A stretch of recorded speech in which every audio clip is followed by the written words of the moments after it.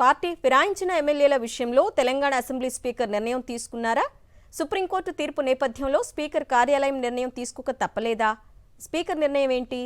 దానికి ఎమ్మెల్యేల సమాధానం ఏంటి? లుక్కేద్దాం.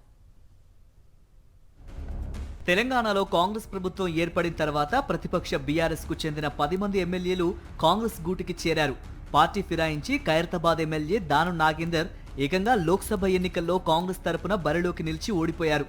ఫిరాయించిన ఎమ్మెల్యేల సభ్యత్వం రద్దు కోసం బీఆర్ఎస్ న్యాయ పోరాటం చేసింది.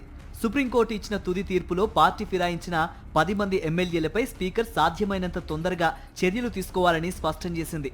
సుప్రీంకోర్టు తీర్పుపై అడ్వకేట్ జనరల్తో పాటు న్యాయ నిపుణులతో అసెంబ్లీ స్పీకర్ చర్చించి కీలక నిర్ణయం తీసుకున్నట్లు తెలుస్తోంది. 10 మంది ఎమ్మెల్యేలకు మరోసారి నోటీసులు ఇవ్వాలని నిర్ణయించినట్లు స్పీకర్ కార్యాలయ వర్గాలు పేర్కొన్నాయి. పార్టీ ఫిరాయించిన ఎమ్మెల్యేల విషయంలో ఏం జరుగుతుందనేది ఇప్పుడు ఇంట్రెస్టింగ్ సబ్జెక్టుగా మారింది. సుప్రీంకోర్టు తీర్పు నేపథ్యంలో ఆ 10 మంది ఎమ్మెల్యేలపై అనర్హత వేటు వేయాలని బీఆర్ఎస్ గట్టిగా డిమాండ్ చేస్తోంది. స్పీకర్ కాలయాపన చేస్తే మరోసారి న్యాయస్థానాన్ని ఆశ్రయిస్తామని చెబుతోంది. మరోవైపు ఫిరాయింపు ఎమ్మెల్యేల విషయంలో అధికార కాంగ్రెస్ నుంచి భిన్నమైన స్పందన వస్తోంది. గతంలో ఫిరాయింపుల సందర్భంగా ఎలా జరిగిందో ఇప్పుడు అలాగే జరుగుతుందని చెబుతున్నారు. ఫిరాయింపుల ఎమ్మెల్యేల విషయంలో అసెంబ్లీ వేదికగా సీఎం రేవంత్ రెడ్డి సైతం స్పందిస్తూ రాష్ట్రంలో ఉప ఎన్నికలు రావని స్పష్టం చేశారు. ఫిరాయింపు ఎమ్మెల్యేలకు సీఎం మద్దతుగా నిలిచారు.